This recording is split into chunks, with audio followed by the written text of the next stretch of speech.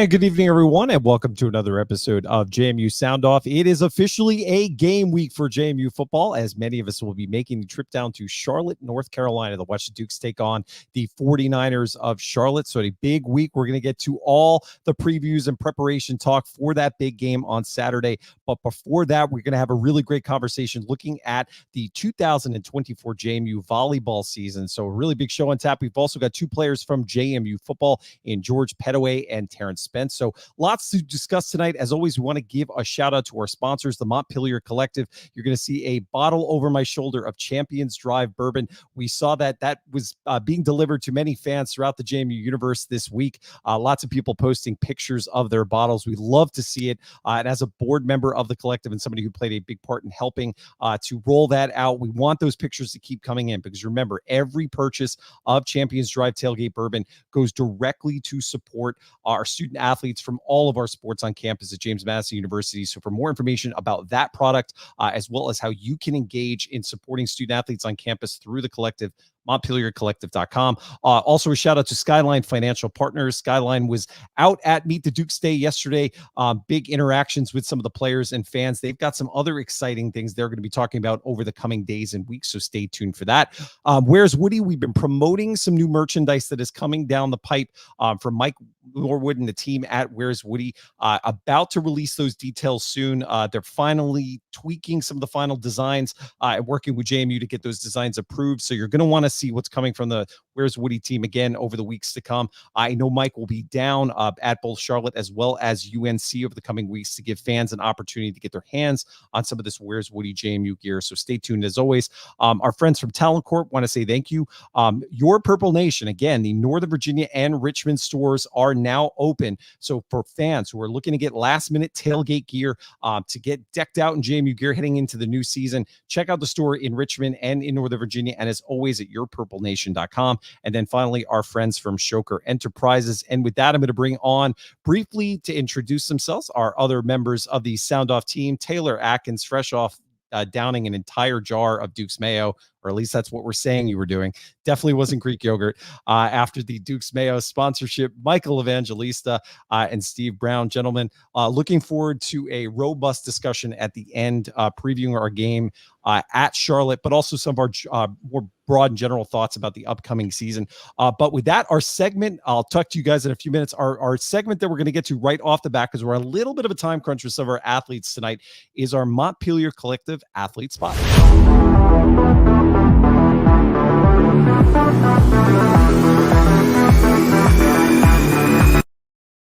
And with that, we are really excited to welcome in an incredible group of JMU volleyball players, as well as head coach Lauren Steinbrecher. If you follow the Montpelier Collective social accounts, this week you saw there was a big and important focus on the preseason preparations for JMU volleyball, a program that has been incredibly successful the past couple of years. It's their second year in an absolutely gorgeous facility, a renovated convocation center, and a team that deserves your attention and your support. So we wanted to start off tonight's show by introducing you to this team, as we hope to build more momentum and more excitement going into this new season. So with that, Coach, thanks for taking time out of your Sunday. Wanted to start off just by giving you an opportunity. This is year 15 for you, leading the helm of JMU volleyball. So to first of all, give fans who may not be as familiar with this program a little bit of your JMU story, and then let's go left to right. I know you're it looks like you're together on screen, but there's actually two separate groups of JMU volleyball players today. So Coach, take it away. Your JMU story, then introduce us to some of the ladies on screen.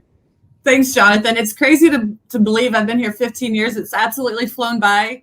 I still feel like I'm kind of similar in age to these guys, and then I quickly realize I'm not. But it's been real fun. It keeps getting better every year. I think this is probably one of my favorite teams, so I'm excited to be on the podcast with these guys and share them with you. But what I want to pass the baton here. So we're actually in the Convocation Center, which is stunning and gorgeous, and we absolutely love it. But we are in two different facilities. So we'll start here. And Jay, you want to give us some intros? Hello, I'm Jaden Clemmer. I'm a senior libero. I'm from Lexington, Virginia. I grew up really close around here and came to all the games when I was little. So I definitely bleed purple for sure. I'm Savannah Cockrell. I'm a fifth year middle here at JMU, and I mean, I chose to stay here for my fifth year, so I feel like that says everything you need to know. I'm Emma Klanica. I'm a senior right side from Westchester, Pennsylvania. I'll go. I'm Miette. I'm a 5th-year outside. I grew up in the Daleville, Virginia area, just outside Roanoke. So yeah, I've also known JMU and just loved it since I was young. Awesome. I'm Annie Smith. I'm from Jupiter, Florida. I'm a middle here, and I mean, Virginia's really far, but I love it so much here. So I'm so happy. Hi, I'm Madeline O'Toole. I'm a senior libero from Louisville, Kentucky.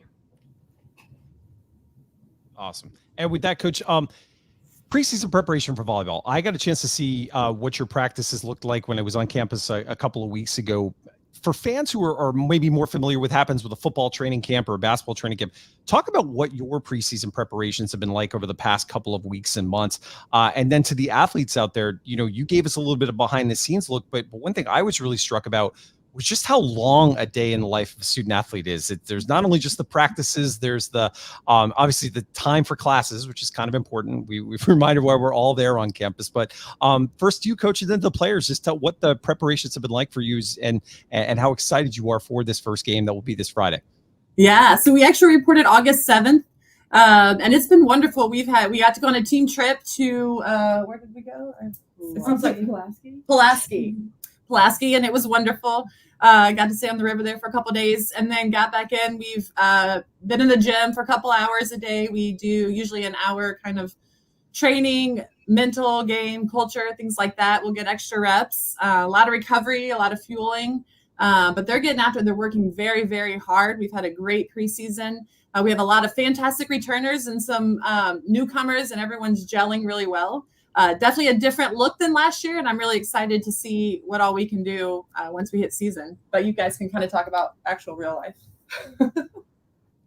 I mean, yeah, there's like a lot that goes in behind the scenes, and I think it's really cool that you guys gave us the opportunity to show that. So thanks for that. But I mean, also like, I think there's so much that people don't know that we do that I feel like we get used to. Like you're saying, like all the stuff we do all day. And I'm like, we're like, that's every day for us. So it's kind of interesting that you're like, you do so much. And I'm like, well, that's just like Tuesday for me, Sav coming off a couple hours at Dick's this afternoon, so working her other job. I was going to ask you too. So how important, we hear from a lot of the sports that it's the time you guys spend off the court is really critical to building that kind of camaraderie and that chemistry that is so critical for not only the good times, but the times where you're maybe facing some adversity as a program.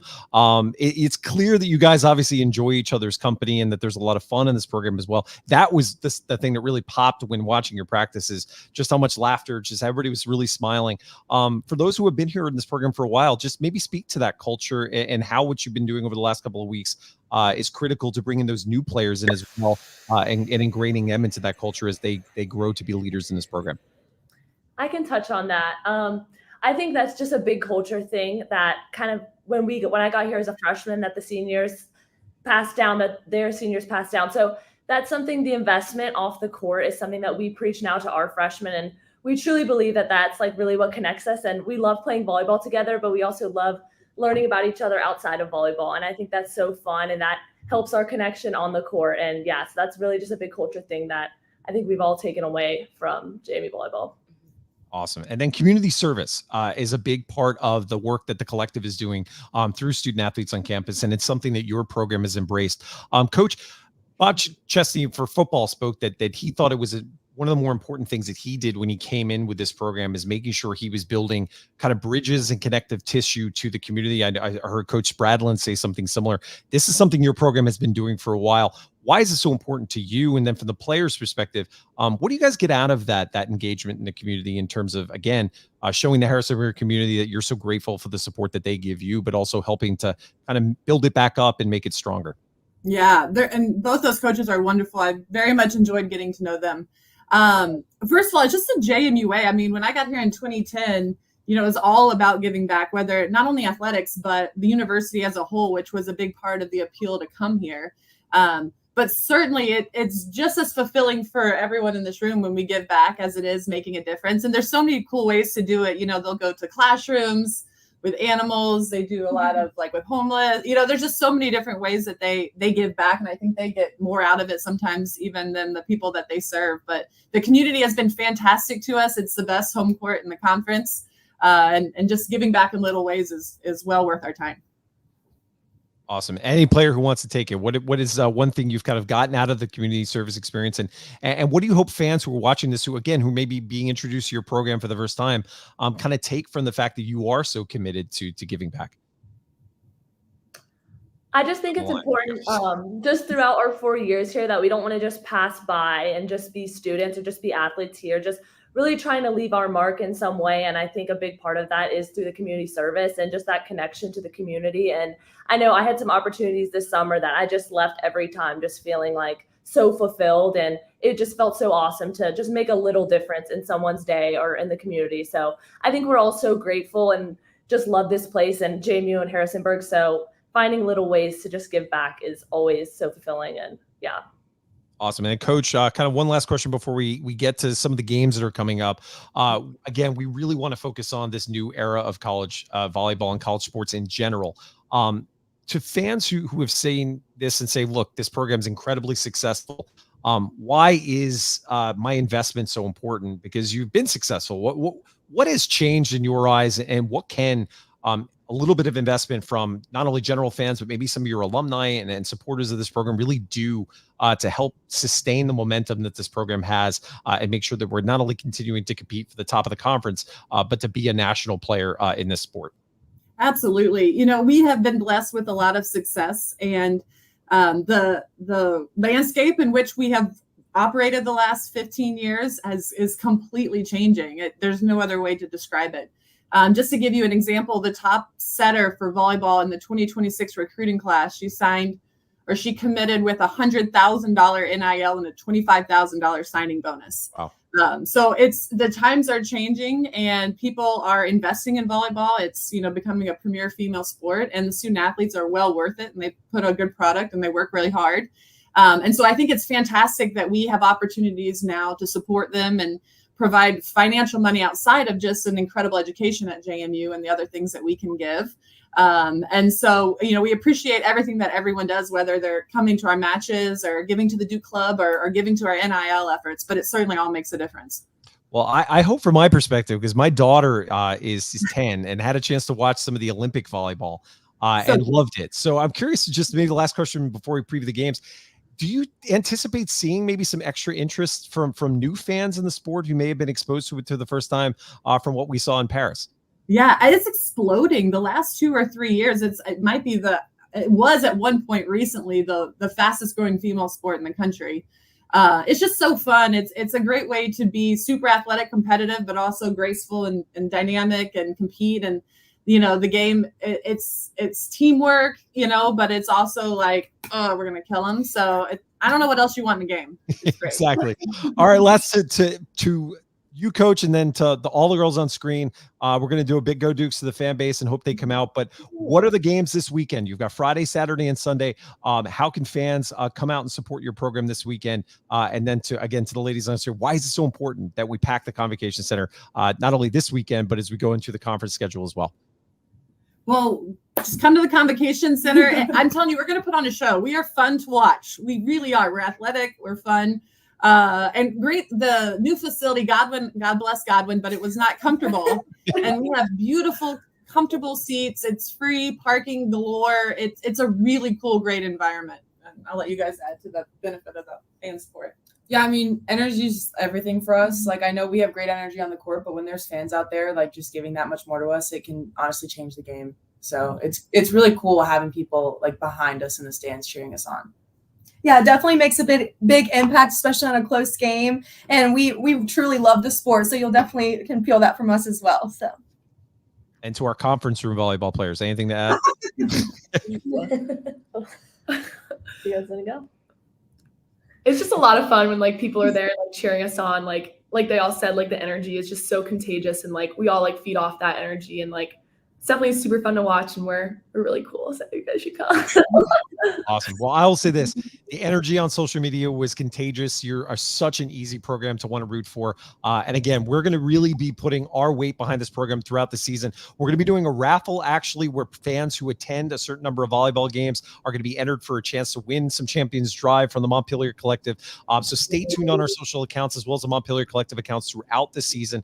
We're going to be pushing how you can invest in this program. I think the message message we want to continue to drive home. And there's never been a time in the history of being a fan that you can have more of a direct impact on the success on the court and on the field. And that's what we're going to be talking about all semester long. So, Coach, excited to see you in the Convocation Center again. I'm going to bring my kids as well as my family, and we hope many, many other families, both in Harrisonburg and across the country, make the trip. Because, again, if you're at Bridge4 Stadium for a football game this year, check the schedule, because there are going to be some times where there are volleyball games happening at the same that kind of lead into a football game or happen the following day. So lots of opportunities for you to get behind this team and make sure that they have another great year inside the second season inside the Convocation Center. So, guys, thank you again for sharing a little of your time with us tonight and throughout the week, and we look forward to talking with you again.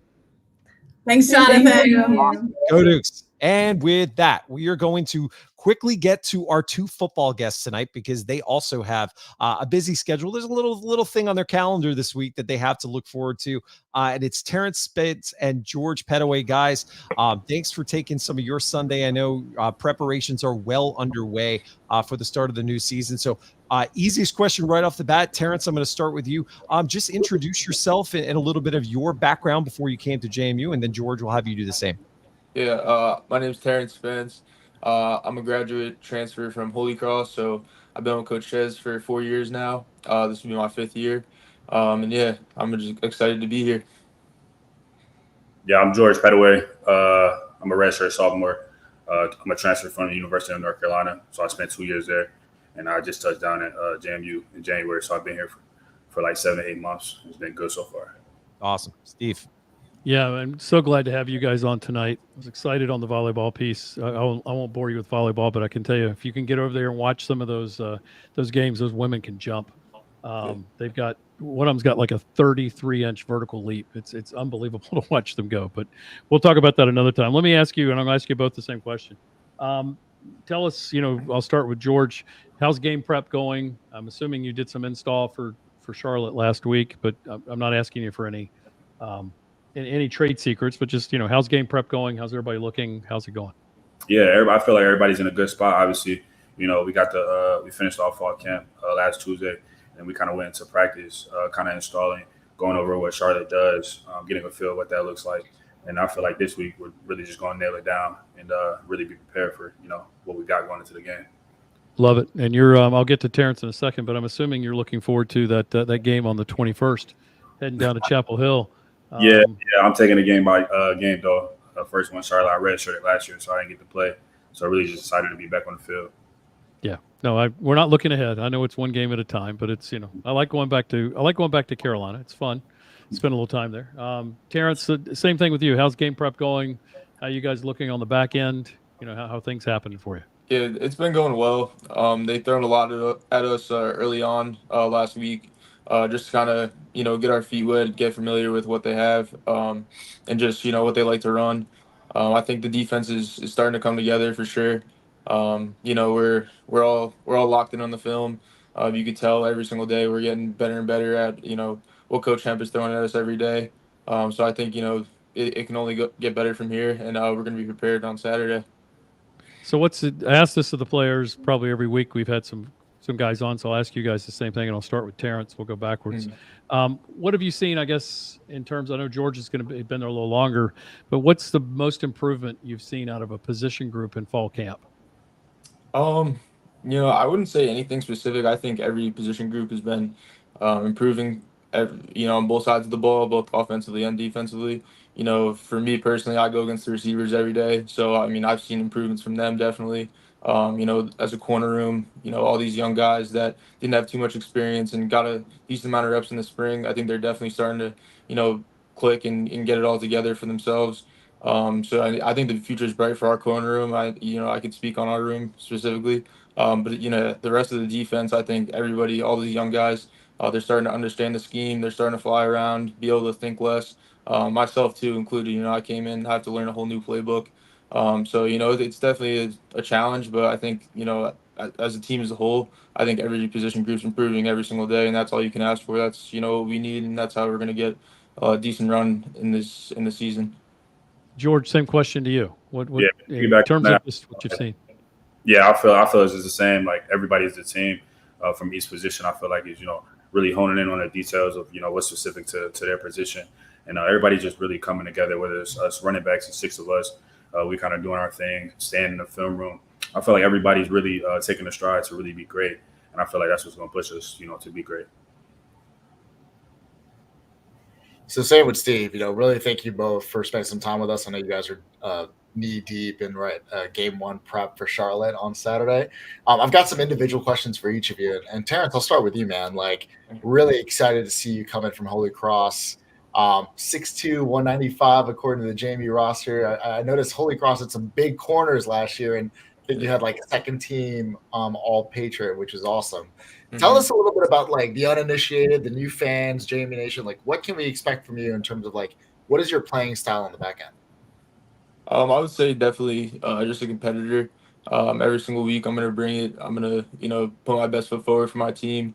I'm really excited about playing in front of this crowd this year. It's definitely a big change up from Holy Cross. We had a lot of support there, but it's obviously a smaller school. I think it's around 3,000. Now you're dealing with almost 30,000. So it's definitely gonna be a change up. But for me personally, just bringing my energy every single day, trying to push the guys across the ball for me to be better. Hope that they do the same, which they have been so far. I think the one thing that I bring to the table is just being a competitor every single day, and bringing energy. That's awesome. I noticed you were also a special teams demon. I think you've blocked 4 or 5 punts or field goals. I don't know if you know, but JMU's got a history of special teamers that have done really well. Some of them have played in the NFL. Tell us a little about what's your secret on special teams. What makes you so great on that end of the ball? The secret's Coach Drew Cannon. I think George has seen that too. He brings the energy every single day. It's 7:30 in the morning, and he's saying good morning, fellas, and gets the room going. And he puts everything into that. Even at Holy Cross, I'll go into the offices late at night if I had to go pick something up or whatever it may be, and Coach Cannon's in his office already scouting for next week for the special teams, what they're gonna throw at us. He'll text me, come in, look at how their gunners run down the field, how their punt team, what they're going to show us, how they're going to block us. So I think it's really just the preparation that goes into it for the coaches, as Coach Chesney as well. They really care about special teams. They understand that it's the third aspect of the game, and if you win that aspect, you have a really good chance of winning. So I think, there's no secret for me. It's really just taking the coaching and, going out there on Saturday and putting it on the field. Love it. You got to win on all 3 phases of the game. Thank you. Yes, sir. George, turn it over to you. I'd be remiss if I didn't ask. It was week 0 for college football. Did Coach Sims say anything about Georgia Tech taking down Florida State from this past weekend? Yeah, I mean, he did, but he honestly said he wasn't really into it. I don't really know why he doesn't like Georgia Tech or whatever the case may be, but he was just excited for football to be back. Good. Well, for our listeners, Coach Sims played at Georgia Tech. He was a running back there when they ran the triple option. So obviously the nice little upset win in week 0 of college football. George, excited to have you here. Was really thrilled to see you come over. Obviously you were at UNC the last couple of years. Former 4-star athlete from I think Suffolk, Virginia, correct? Yes, sir. Tell us a little bit about your game. What can we expect from you? I know you were returning kicks for a little bit there at UNC, and obviously it was all-around back coming out of high school. What can JMU Nation expect from you this coming fall? Yeah, I feel like they can expect a guy to really be a playmaker, 3-level guy that can run inside the tackle, run outside the box, pass pro, and also catch the ball in the backfield. Really just be a playmaker, a guy that the offense coordinator, the coaching staff can really trust and get the ball in their hands, and really can make something happen. That's awesome. I mentioned Coach Sims played running back in college, probably brings a wealth of experience. What's the one thing you've learned from him over the last 7-8 months you've been here? Yeah, definitely. I mean, obviously I had a different running back coach at the previous stop I was at. So, Coach Sims has been good since day one.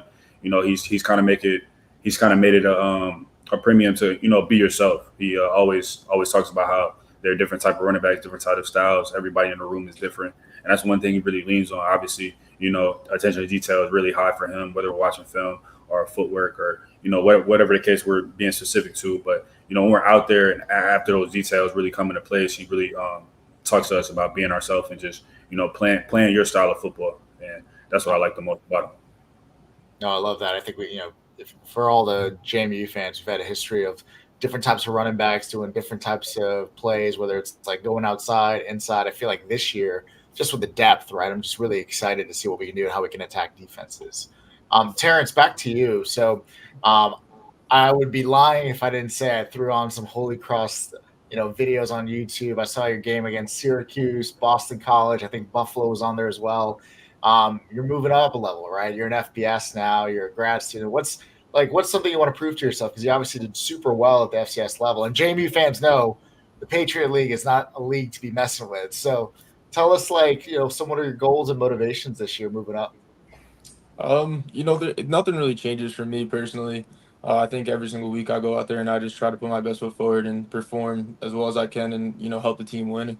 Like you said, it's going to be a little bit of a change up, going against I wouldn't even say better competition. I would say that FCS has a load of a competition. You have players all around that, end up in the NFL and things like that.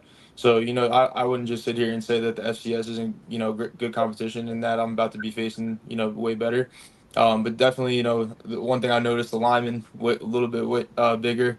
So, when you get in the box, you're going to feel that a little bit more. But yeah, I think just challenging myself every week to just perform as well as I can against the competition that I face. I'm not going to overlook any opponent and just prepare the same every single week. Awesome. It was really impressive to see how Holy Cross matched up against those teams. So excited to see what you can do at Bridgeforth. George, real quick for you, man, your speed is something that just pops off on tape every time we pull your highlights up. What was the one thing in the off season that you said, I'm going to get really good at, I'm going to improve, and I'm going to showcase it this coming fall?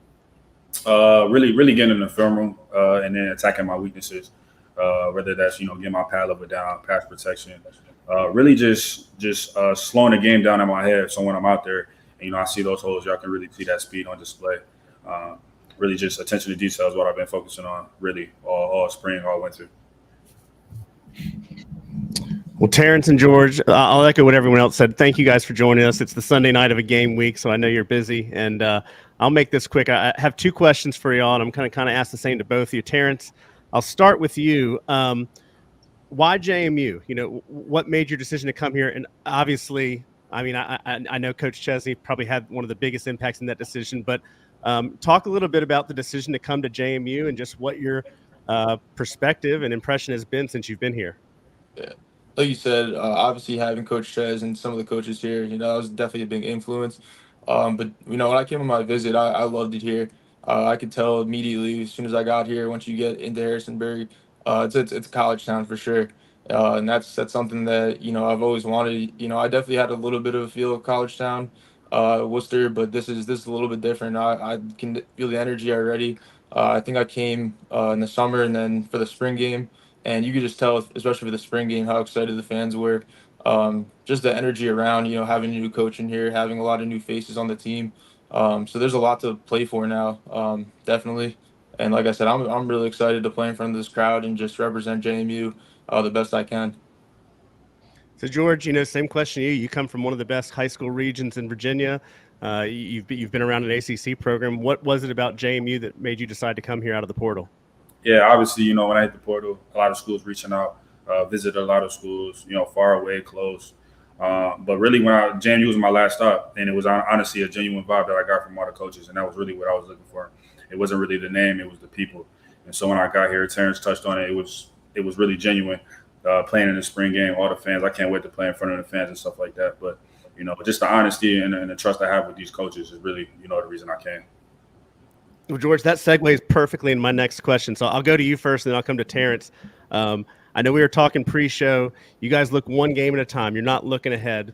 I'm not so much asking you to look ahead to the opponent, but in 2 weeks, you're going to take your first steps on Bridgeforth Stadium on a game day. The stadium will be packed. The streamers will be flying.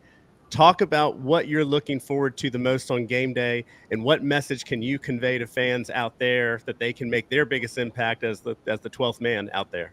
It's going to be exciting for sure. Obviously, I want the fans to be loud. Really, when I walk through, the little gates that we have, I'm going to be excited. And I don't know, I'm going to just be a playmaker out there. I'm going to just make plays, and, I'm hoping they be loud. But obviously, that 12th man is key, whether it's on defense, whether, we need a little bit more energy, but I obviously can't wait. And Terrence, what's your message to the fans? What are you looking forward to most on that first home game in Bridgeforth? Yeah, I've always been a player that feeds off energy, especially energy the stadium, the fans. So for me personally, I'm looking forward to that, being able to feed off that energy. Hear the stadium get loud, especially on defense, third down, stuff like that. We're gonna need them. That's a big part of the game, especially in college football.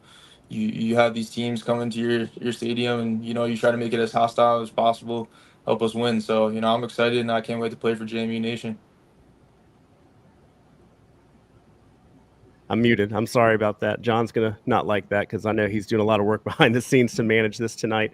You guys have been putting in a lot of work this offseason, and I think the JMU Nation is going to show up to that first game and really for all the home games and really give you the home crowd that you guys deserve.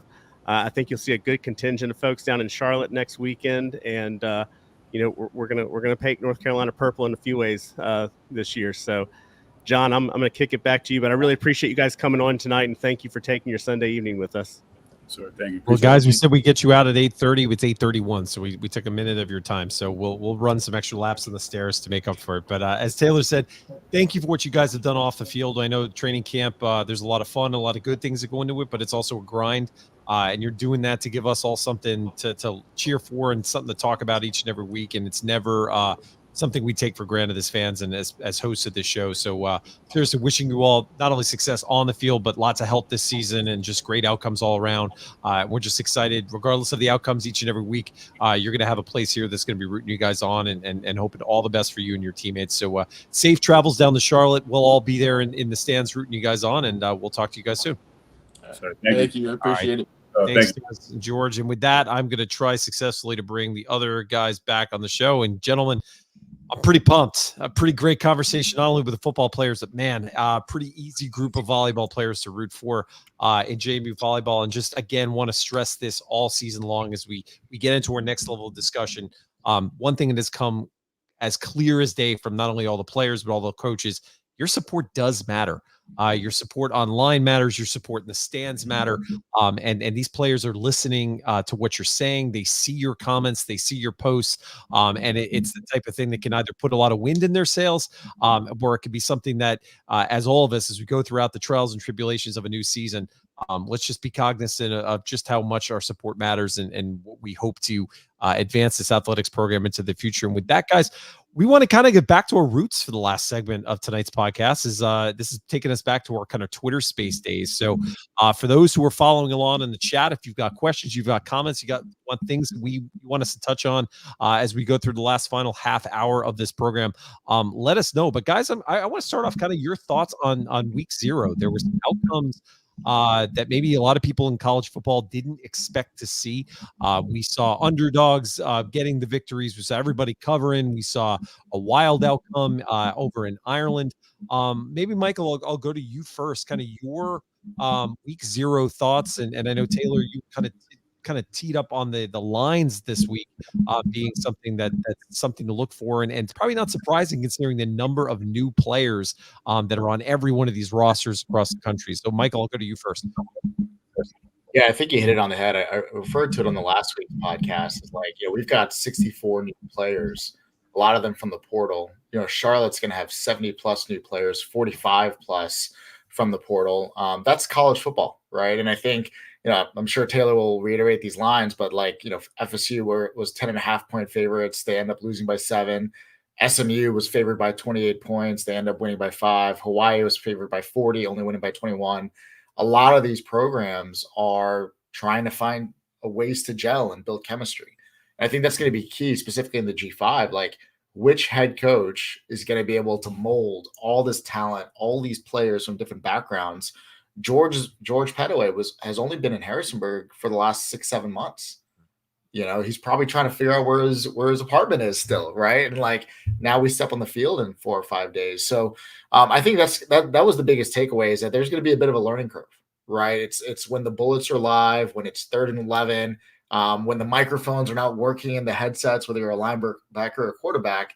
How do you react as a team? How do you react as individuals? Do you start playing for the name in the front of the jersey or the back? And are you going to start blaming people when things go bad? I think that's going to be really, I'm curious what's going to happen on Saturday. There's going to be trials and tribulations. It's not going to be gung ho. There might be some missed blocks or missed assignments up and down the field. How do we react?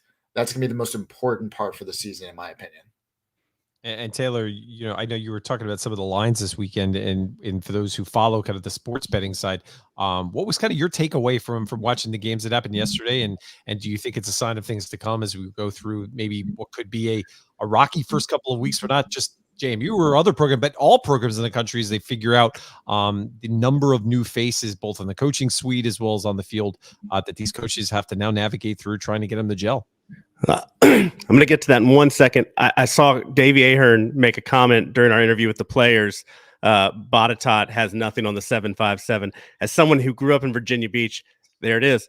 I respect the heck out of 757 football. It's some of the best in the. I mean, not just in Virginia, in the country. But I'd love to see Davey. A thing or two about 757 football. I know a thing thing or two, but I'd love to see Davey pad up and come and take on some of those LB boys down the street. I think one of our volleyball players can give a little shout out there too. But yeah, as far as the lines, I mean, Michael just kind of hit the nail on the head.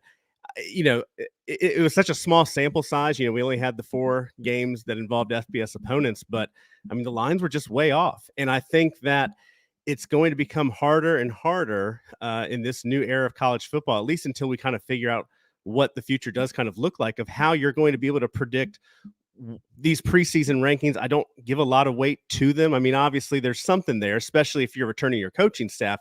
You can kind of have an idea of how that coaching staff's going to manage a program. But Michael's naming off, these teams and how many players are coming on. I mean, there's just nothing that is that represents what the team was last year. And so you see it with some of these lines and how far off they were. Like Michael said, the 9.5 points was the smallest spread between actual score and the line in the Montana State New Mexico game. But they were off by 22.5 in the SMU game. They were off by 18.5 in the Hawaii game. They were off by 13.5 in the FSU game. So no one really knows what teams are going to take the field. And it's going to take the first month, the month of September, to really find out who are the dogs, who are the folks competing for championships, both in their conferences and for a spot in the college football playoffs. And that's why I think there is kind of that no one is too overly confident as a fan base, because you just don't know what team is going to step out on the field. Now, having said that, I think it was specifically last week's episode with Dave Riggert. We all know what a good football team looks like. We all know what good coaching looks like. Someone like him has been around it long enough.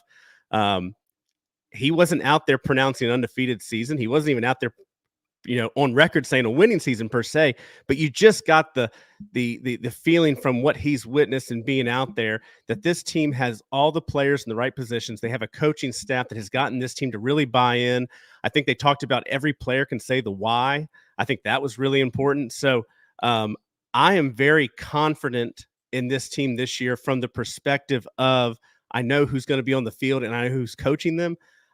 But that confidence doesn't really come from the opponents because to be honest, I just don't hold a lot of weight to say who is good and who is bad. And it's just going to be interesting to kind of see, especially this first month of September. And Steve, one thing you've talked about a lot as somebody who's been close to this program and has been at practices, you kind of echoed Rickert's comments in that you've been just how incredibly impressed with how fast this team has gelled, how close they have seen. Anybody who's seen the videos from not just our accounts, but the collective accounts or what JMU football puts out on their social accounts is that sense of camaraderie, that sense of team, kind of the team aspect of the game in terms of what you see in the locker room really has shined through in ways that, we haven't seen maybe in previous years this quickly. Where is your head at as you head towards Saturday's game in terms of, again, we don't know what the bounces are going to be. We don't know when there's going to be rainstorms that will interact games. But at least the foundation has been set for a team that clearly believes in each other and a team that's going to rally around themselves through the good times and the tough times as we go throughout the year. Yeah, I mean, you heard it from Coach Chesney when we first hired him. I knew when he came in, I've been following him for years at Holy Cross. He said all the right things, but he's not only said the right things. You've had coaches over the years, and not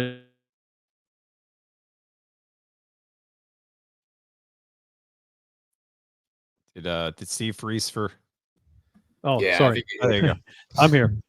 We've seen Coach Chesney implement it. It's not just what he says; it's what actually happens. And you heard George Pettaway say it. He had a lot of places to go. So did a lot of most of these guys. And Coach Chesney, to get to the 60 some odd players we got, probably went through 300 people. And so when you're going through that many people and looking at that many people, you're looking at high character, high work ethic guys, and it's not just a phrase. And so, what I see us doing, and I heard one of the Rigged interviews today, and I can't remember who it was. It could have been Trent Hendricks, or it could have been, I don't remember, but somebody said, we don't really care what the other team does. We're really focusing on ourselves. If we do what we've been trained to do, it'll be fine. And, I've heard people say that. I honestly believe that with this team. Now, I have no idea. I'm more guarded, mainly because there's so many new folks, but I'm not as guarded, as I thought I would be, because of the way that I've seen Chesney and the other coaches really implement this. They've had 7-8 months to get it and these guys have all accepted it. I'm so pleased to hear, and I love what they did in the locker room. I think when, the prior staff was here, I'm not sure you could step on the logo in the locker room. That it was, and they put PlayStations in there. They put all kinds of stuff in there. It's a much tighter group. Nothing wrong with the prior administration. So I'm not honestly not saying anything bad about it. It worked. I think you're going to see something here. Now we'll see. As Mike Tyson said, everybody's got a great plan till they get punched in the mouth. Let's see how it goes Saturday night. This Charlotte team is a good test. I know we'll get into that in a minute, but at the end of the day, I like that we're on the road, and I like that we're getting tested on the road. And I think we're going to be very pleased with what we see next Saturday. And Michael, before we get to some of the Twitter questions that are coming in, I did want to ask you, just as somebody who gets into the nuts and bolts of rosters, what are you seeing from the team that we're going to line up across the field on Saturday? Any trends, any players that stand out for you in terms of what they've brought in? Obviously, you said over 70 new faces on the Charlotte roster, and that's going to be a big test for them. It's which one of these teams at Saturday at 8 p.m. has gelled to a point where they're ready to compete before the other team is. I'm just curious what you've seen, any trends or anything stand out for you that fans should look for that are heading down to Charlotte or watching it on TV. Yeah, Charlotte's an interesting program for it's year 2 of Biff Pogge's system. He came into the American Conference very hot and confident last year. You might remember he yelled at all the interviewer in their media day conference because no one asked Charlotte any questions because they were picked to be last. He was telling how NIL was going to change the game and they were going to finish number 1 and they were going to dominate. And it didn't go that way. They had a terrible offense. Let's call it what it was. They had 3 or 4 quarterbacks rotated in and out. They had a really good defense. But if you look at Biff this offseason, if you ever listen to his interviews, he's really taken a more humbled approach. So before I go into the players, he said a couple things around slowing down and recruiting the person versus the player. He said a lot of comments on that. He mentioned around he was not he warned coaches of taking too many players from the same school. Right. And then what type of dynamics that creates in the locker room. But in terms of he seems very confident. Everyone's got all eyes on Max Brown. He's a transfer from the SEC from Florida. He's definitely going to be QB1. They've got a defensive end from Ole Miss that played last year named Demon Clowney that I think is going to be a demon on the edge. It's going to be really curious how we're going to block him. They've got a linebacker with a pretty cool name named Stone Handy who played at Indiana and I think in the SEC before that. That's going to be a game breaker, really playmaker for them. But there's a lot of unknowns, right? And I think the fundamental difference between the JMU roster and the Charlotte roster, when you really look down to it, they took a lot of kids from the P4, P5 level, right? But when you look down to it, what did they do at their last schools? Did they contribute? Were they on special teams? Were they starters? Did they play meaningful minutes? Who knows, right? And when I look at JMU's roster, it's full of experienced players that are looking for their 5th and 6th year opportunities to be fruitful ones. I'm not saying that's not the case in Charlotte, but I think it's a fundamental difference on sort of the players they recruit, who do they go after, and why. But I think what's interesting, though, is how Biff has surrounded the program with NFL coaches and influence. So it's very well documented. Steve Wilkes, he's an App State grad for any App State listeners. coming from the NFL and being like an analyst on the staff. Dre Bly, who was at UNC for many years, former Detroit Lions cornerback, is also on the staff. He was UNC's 757 recruiter, essentially. Biff Poggi has tried to like mature and sort of slow down and move fast the program. Tickets are BOGO, right, for Saturday. So I think expectations are what they are. But it's interesting the type of like iterations he's made since his his interim season last year. Yeah, but I will say for fans who think this is going to be a cupcake, this is a well-funded program. A program who has brought in some big name players, a quarterback from Florida, a very healthy NIL budget that they are leveraging to build their roster. And it's something that we're going to have to look for, because there are a lot of unknowns, but there is no shortage of talent on that roster. And that's been the thing in my conversations and the interviews that I've listened to that definitely shines through. Now, will it gel? Again, I like your point about the fact that a lot of these guys haven't played a lot of meaningful football, but you never know until you get there on Saturday. And again, we'll see what comes down on the field. I did want to ask both Taylor and Steve, who have been down there, for fans who are going to make the trip to Charlotte for the first time, and I'll start with you, Taylor. You've gone there with UTSA.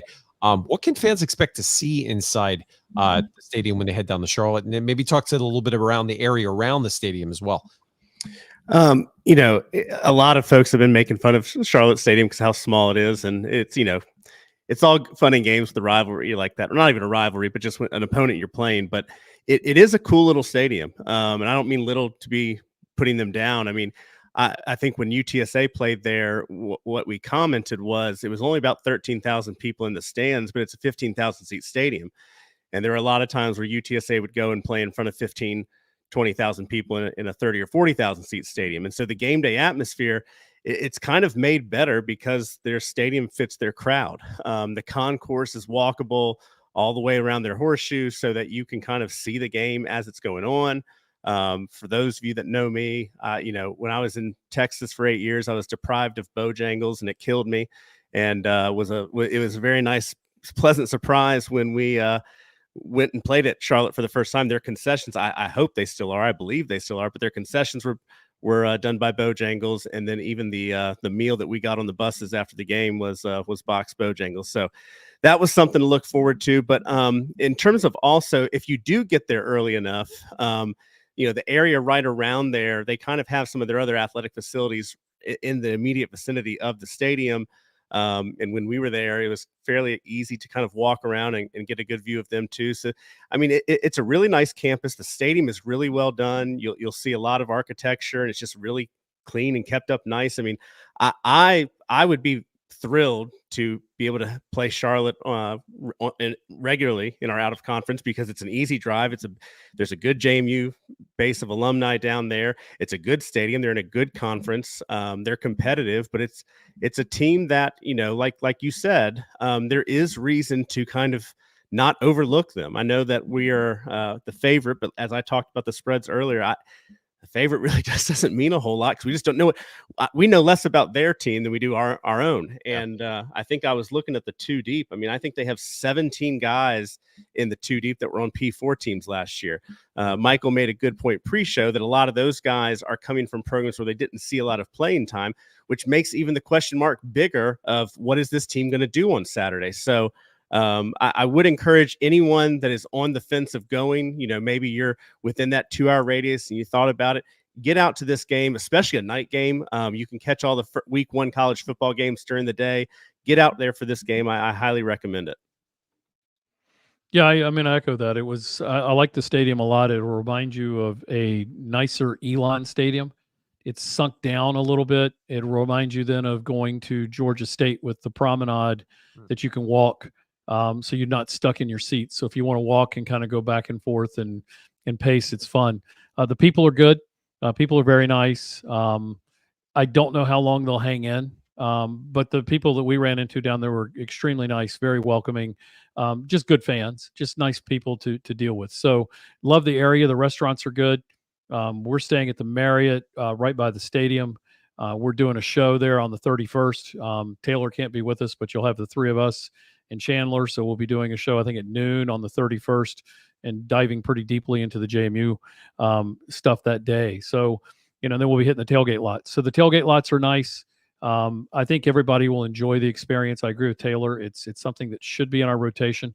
It shouldn't be every 10 years that we play them. And I looked at their schedule last year, and if you look at it, people are going to say, well, they're not any good. They won one game at home and they went 2-6 on the road. You got to dive a little deeper into what they did and how they were in those games. I mean, they took Memphis to overtime. SMU didn't kill them. They were in most games. I mean, I think Georgia State played them, beat them pretty handily. They went down to Florida and only lost 22-7. SMU beat them 36-14. That was probably their worst loss. But other than that, they went to East Carolina and beat East Carolina. Tulsa, they won in overtime. They went overtime at Memphis and, lost that 44-38. So, they ran out of steam near the end of the year, but at the end of the day, that was not a bad showing from a team that was just in that league for the first time. And, it's a great test for us. This is better than an FCS game. I think I heard Michael say something earlier, and it wasn't earlier on this, but it might have been somewhere else, that it feels like Middle Tennessee State. Could have been on another thread that we're on. Kind of feels like the Middle Tennessee State when we rolled them out at home. I agree with that. I've got, I feel like we're going to be okay down there, but I also feel like we're going to get tested a little bit, and then I think we pull away. All right. Well, now we're going to get to some of the questions that have come in through Twitter, because I think it's and Facebook is a good interaction of what the fans are going to be. I'm curious. The first question for Rob Jones: what football game is the Sound Off crew most looking forward to this season? I guess I'll go to you, Taylor. First, top right. Some obvious candidates, but there's some also dark horse games this season that I think are going to be the ones that we're going to look back when it's all said and done and go, man, that was something special. ULM. Talk about ULM. Come on. I know you want some people to make the trip. I can't do it. I would say the two for me, and maybe I'm kind of getting some low-hanging fruit here.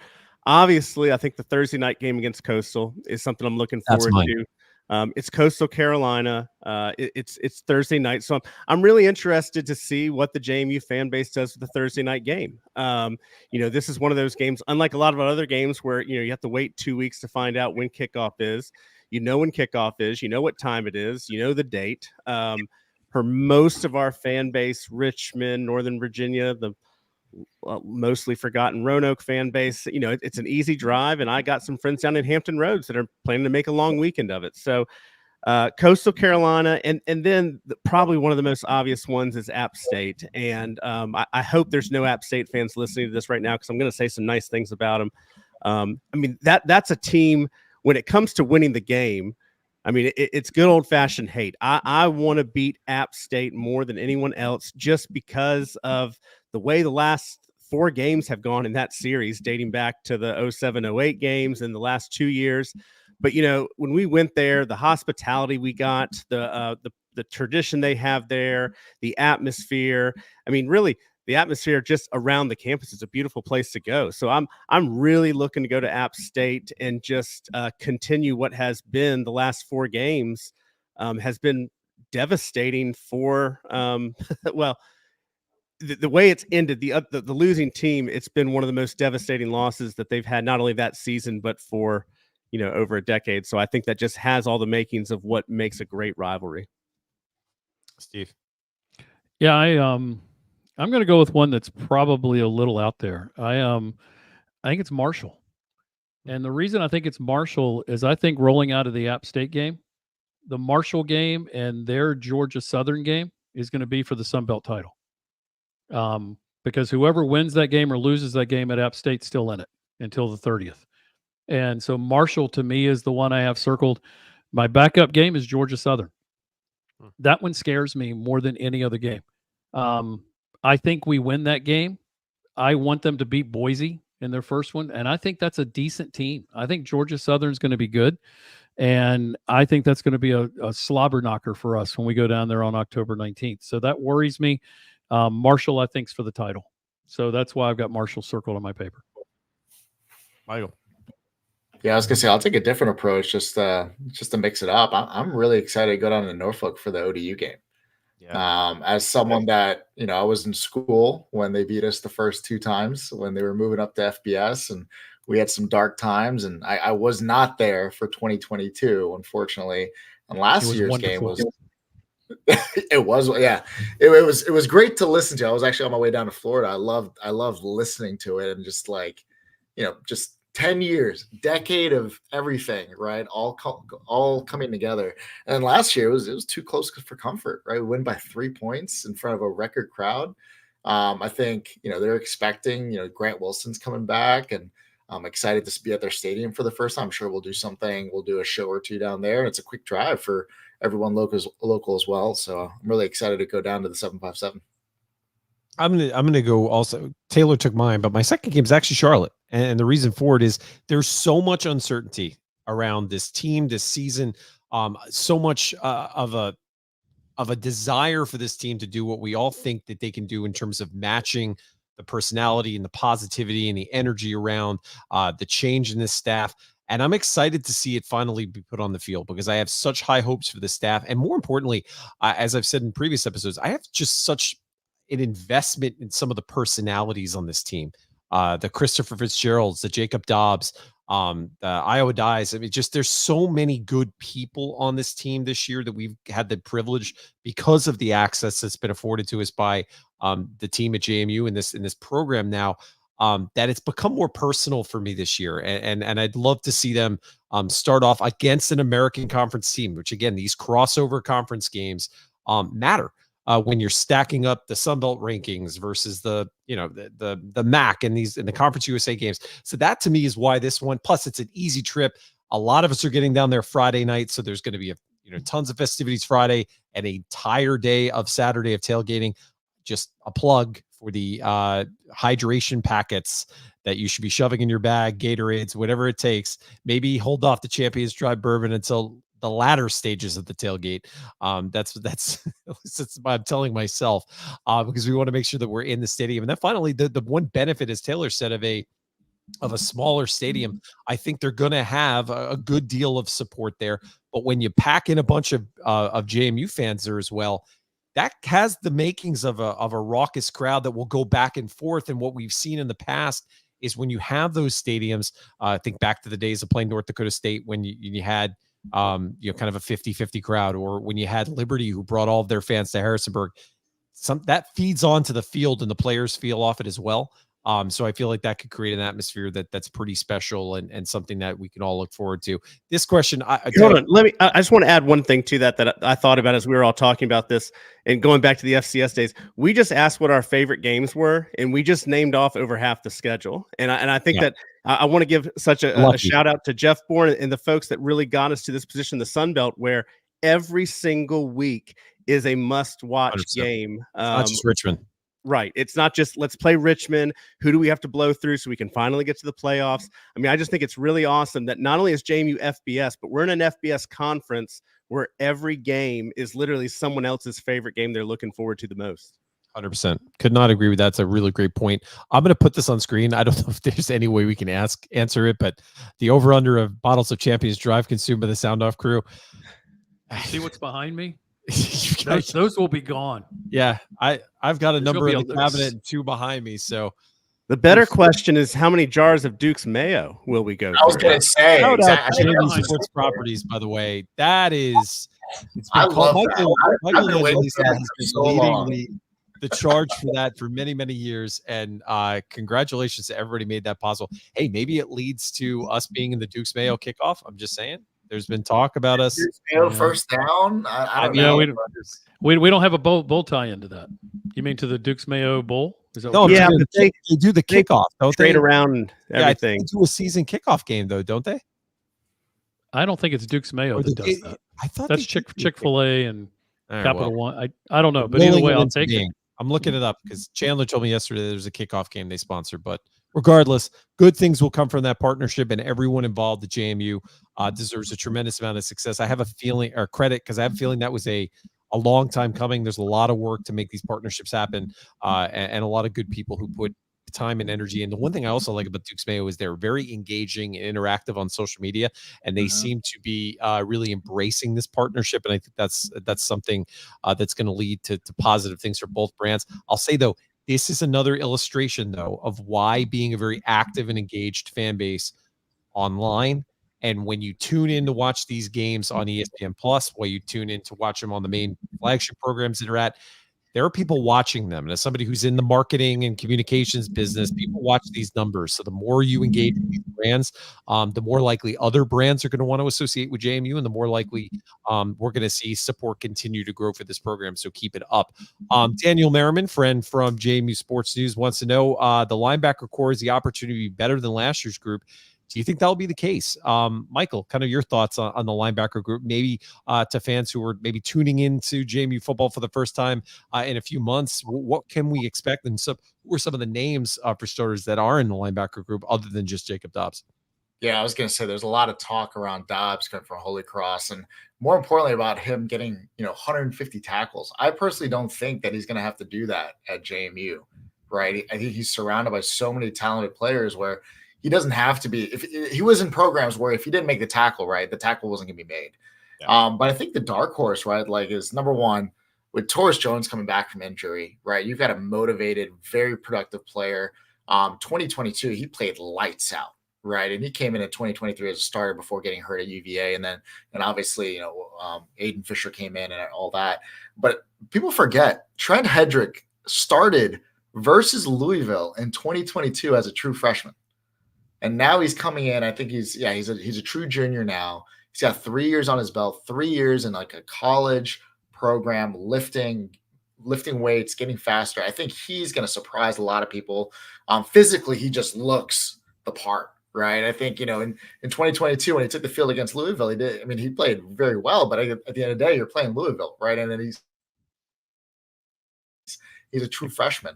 And I think David Riggert also spoke a lot around Gannon Weathersby as well from Georgia. 5'10", 206. He's I think a redshirt freshman or maybe a sophomore. Played a lot of special teams last year.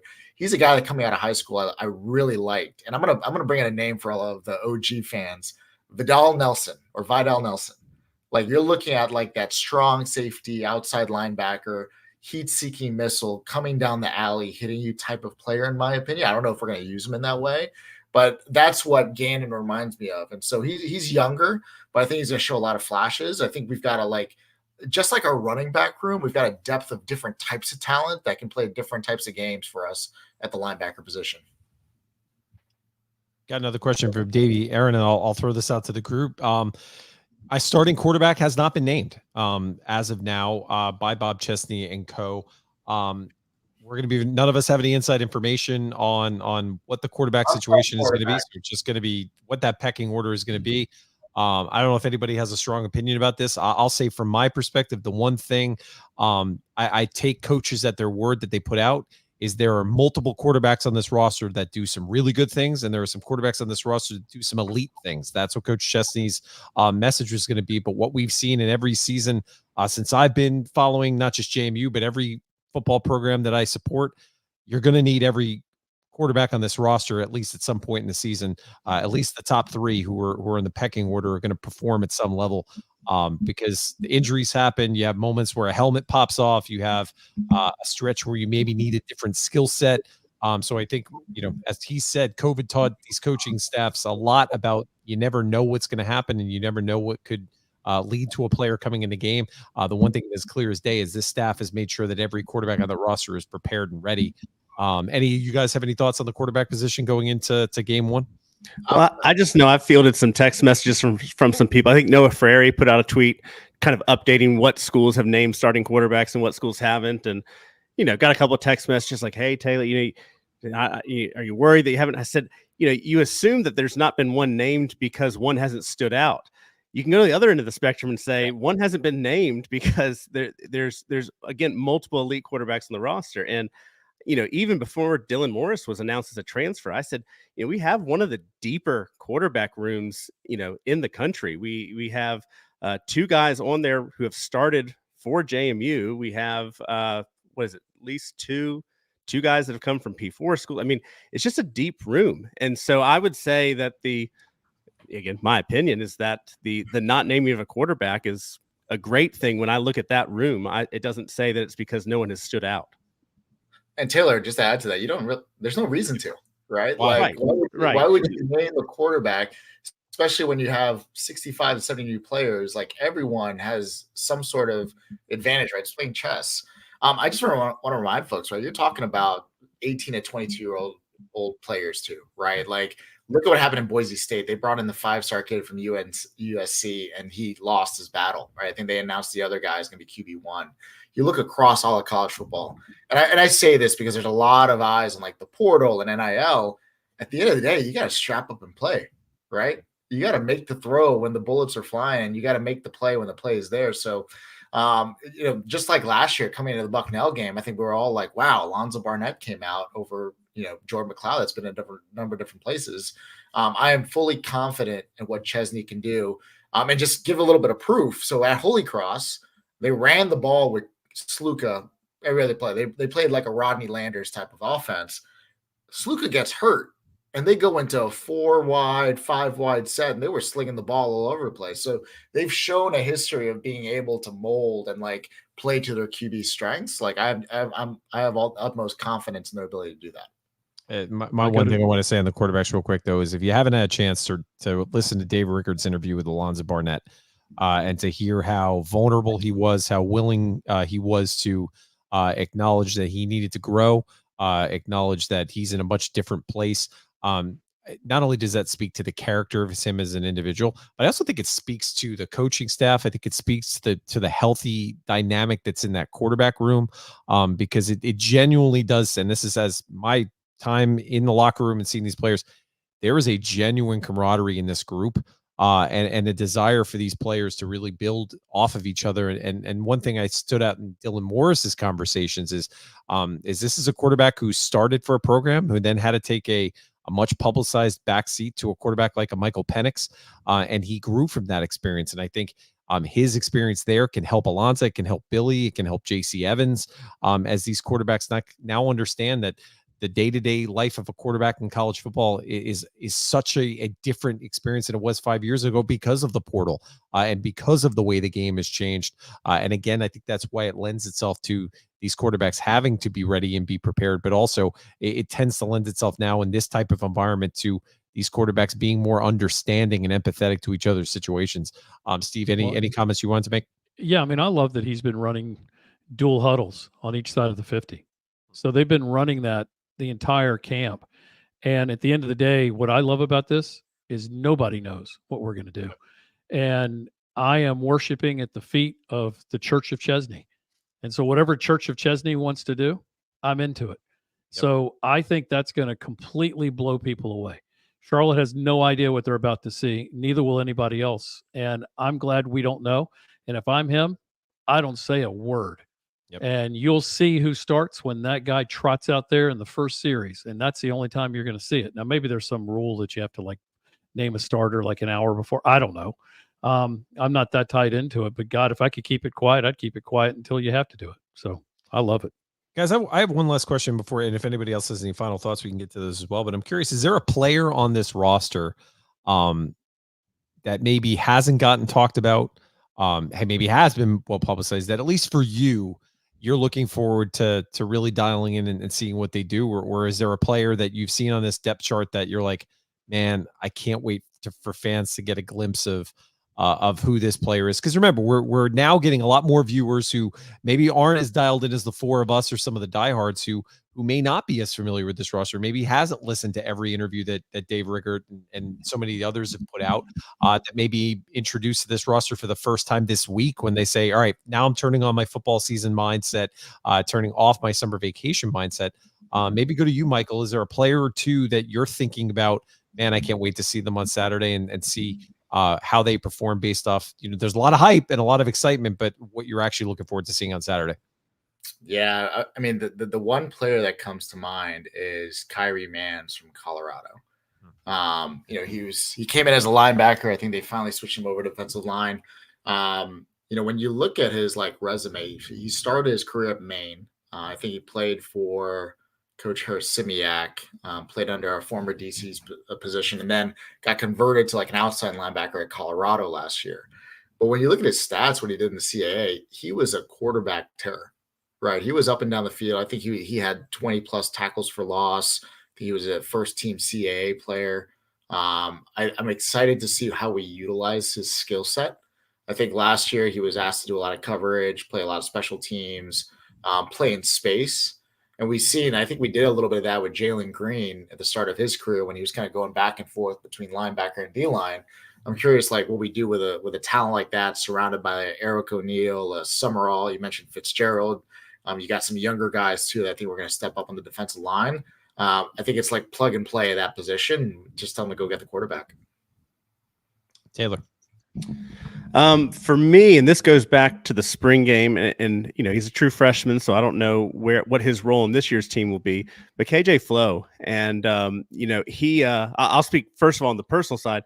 He was kind of standing off to the side when people were running up and signing autographs and everything, and my son was just looking for someone to sign his poster, and KJ took the time to ask him some questions and kind of be engaged with him. And for a guy that was a true freshman, he wasn't a third or fourth year player that's kind of matured into the role of what it means to interact with fans. So I really appreciated that engagement with my son. And I know I'm going to be pointing him out to my son on game days and just letting him know that's the guy. That was his first ever autograph of any kind. So that'll always be a special one. But also, keeping his commitment to JMU. I think he had 23 offers coming out of high school. I mean, and there were plenty P5 schools that were after him. And just so he's just been a guy. He's one of those guys that I've noticed some of the little things, whether it be, people that have mentioned him in passing through practice or some of his interactions online.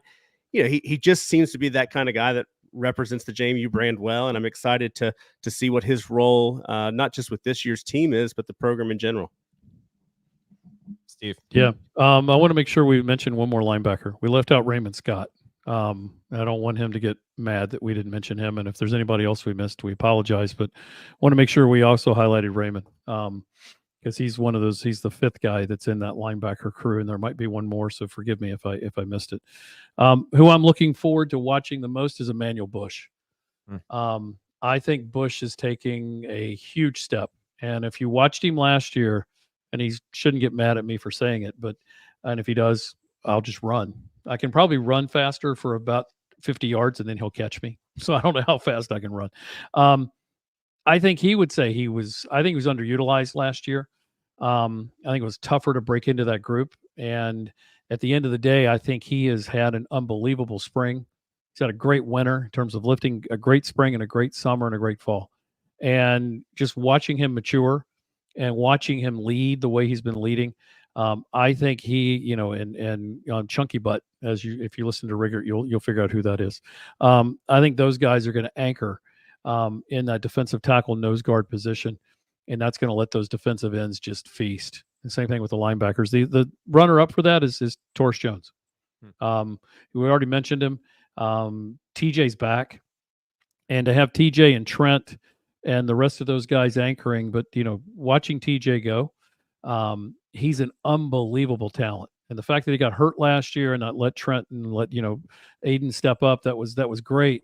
But this is this year. And I put those two guys together.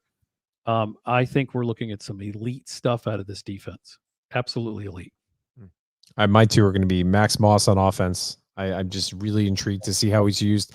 And then Christopher Fitzgerald. I keep coming back to him. What I think his potential is, what he did at Youngstown State, and just the role. He's a good competition too. Exactly. Like, what do you get? It's impressive. Yeah. And his personality and just there's a lot to like there. And I'm just really excited about the play of this defensive line. It was a group going into the offseason when we saw the transfers. You didn't know what we were going to have. But if there's been a group that's been rebuilt in a big way that could really be the key to the success of this program, it's that defensive line group. And then maybe outside the secondary, there's a lot of really good pieces in the secondary group that I'm excited to see how this defensive staff puts together, because there's a lot to like there, again, in a position group where there were a lot of question marks going into spring ball. And I think I'm excited to see how that plays out. Guys, before we wrap up, just kind of any final thoughts, and we'll go around the horn as we always do before we get ready to make the trek down to Charlotte. I'll start with you, Taylor. Your final thoughts for tonight. I got 3 shout outs to make. First, I'm really excited volleyball came on early. And Miette Veldman, she said she was from Daleville, Virginia. Just want to remind everyone, Daleville, Virginia is in Botetourt. And she is, I think, as a preseason all-conference player for a team that's projected to win the Eastern Division, I think she has the title of Duchess of Botetourt until someone else comes along, and so I deem her with that. Also on the line of Botetourt is met two MRD alumni in Botetourt this weekend, one at the farmer's market and one at a buddy's house last night when we went to watch football. Arnie Adkins, 89 grad, drum major. He was walking around in the farmer's market with a very bright purple JMU alumni shirt and a very bright JMU hat. And I just walked up. I said, I got to meet this guy. So met him. And then Marcus Phelps, who was, I believe, a 2010 grad. He knew our buddies Trip Hughes and Zach Hitty. So we knew he was in good company, or as good as that company, that reputation can be. I'm just kidding. I love those guys. But the last thing I'll leave with for anyone that picked up, I have my, while I was eating my Dukes last night, I was looking at some of the preseason magazines. I caught this quote from an anonymous opposing Sunbelt assistant coach. And there's an entire paragraph. I might post it online later, but I'll just read the first sentence. And it says, expect a pretty significant step back from these guys while they retool under Bob Chesney. So put that on a bulletin board. I don't know who that opposing coach was. I'm going to guess it may have been someone down at Coastal with their teal field and their hurt feelings after 2 40-point losses back-to-back years. But it could be anybody. But I would love for coaches around the Sun Belt to continue to have that mindset for the Dukes this year. Michael. I was going to go back to what Taylor's point around like the FBS schedule. Like every week just means a little bit more, and not because FBS, but the type of programs we're playing, right? We can look forward to Marshall. We can look forward to avenging our loss in 2022 against Georgia Southern. We can look forward to going down the road to Old Dominion. And now we're in the year 3. Now it's becoming a norm. It's a really cool feeling. And like, I think it's energized the fan base to not just have that mindset of like waiting until North Dakota State to really rock out. Like we're engaged like week in and week out, and you can really feel it. I feel like all the chats that we have and all the different conversations, like we're here, boys. Like it's been a long off season. I remember, and John, shout out to you. I remember just getting random calls from you when we were hiring Coach Chesney of like, what's going to happen? And then like phones were just blowing up. Like, oh my goodness, are we gonna make it out of this? Like, is the sky falling? What's going to happen? And now there's going to be a game in 5 days or 6 days. So really cool ride, guys. And like, I'm really excited to have us. I think 3 out of 4 of us will be down in Charlotte, I think. So I'm really excited to have that show Saturday morning. Yeah, right, well, Steve, every team, listen to me. You got to walk that aisle for every game we play. And that stomach churning you have, 49ers, that's not going to stop. You might be able to get it to go away about 4 o'clock in the afternoon when you have your pregame meal. It's going to hit you at about 7 o'clock that you're playing us. The rest of you on the schedule, you'll hear from me. I'm not going to get too much into the wrestling thing for the 49ers, but I can tell you that pit in your stomach, that'll go away about 11:30 when you're licking your wounds and this team rolls you. And we're going to absolutely roll your ass on Saturday night, the 31st. Get ready for purple and gold. If you don't like the streamers, I don't give a shit because we're going to keep throwing them. So just get ready. We're coming. Steve's back each and every week. Steve. The fans loving it. My last final thought is it's a marathon. It's not a sprint. And I say that whether we win 100-0 on Saturday or it doesn't go our way. Is if you think back to last season, how many moments in that season, if the storm doesn't hit UVA, what happens? If a moment in a game, a bounce here or a bounce there, you could have a very different outcome. My message to fans is be measured in your reactions either way, because again, this schedule is a gauntlet. And the reason we like this schedule is because we're not playing cupcakes every week. We're playing programs with tradition, with a lot of good players on the field, with a lot of investment in their programs. And the best way we can help us get to where we all want to get to, which is another bowl game, maybe a playoff appearance, who knows, is to support this program. Support it with your investment, support it with your attendance, support it with your fellow alumni and friends by making these games an event. We talk a lot about the 60 minutes of what happens on a football field, but there's so much more to it. Fire up your group chats. Make sure you're wearing purple, you're flying your flags outside your house. Get a new flag from yourpurplenation.com, put it on your outside of your house. That's what makes college football special, is everything that happens around it. And it's better even if you can't make a trip down to a game. As we try to say a lot in this program, find at least one other Duke to watch it with.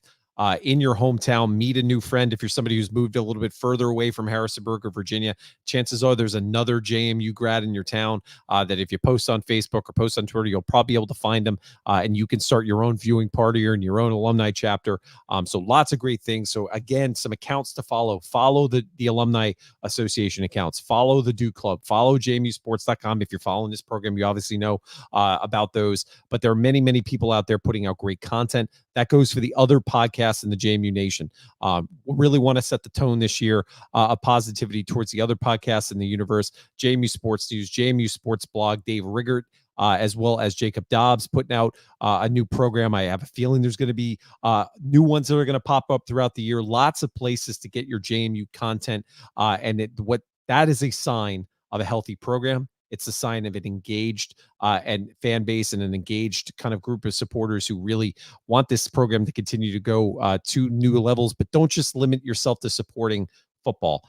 Support basketball, support the volleyballs, get out to some fall ball games for softball and baseball. If you can get out to support some of the other programs on campus, you're going to be better for it, and you're going to see just how much of an impact you can make and how much these athletes really appreciate it.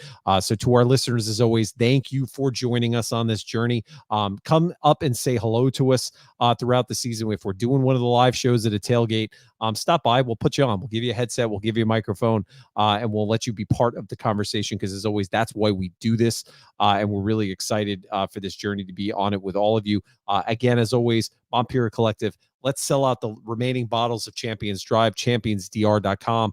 Support our friends from Skyline Financial Partners. They're going to be coming on each and every week with us to announce the player of the week. You're not going to want to miss that segment, because they've got something really cool, a surprise that's going to be heading to our first broadcast after a post game next week. And then, as always, where's Woody? Stay tuned for the new merchandise from them. Talent Corps, Your Purple Nation, get geared up this week, and Shoker Enterprises. And as always, to the gentlemen on this program, excited to watch this season with you all. It's been fun through 2 seasons, and I know we're going to have another season of great content coming from this program as always. And with that, to the fans, we'll see you down in Charlotte for our broadcast Saturday at noon. We're going to do a little pregame primer from down in Charlotte, North Carolina. We'll be there and excited. And as always, go Dukes. Looking forward to another big season of JMU athletics.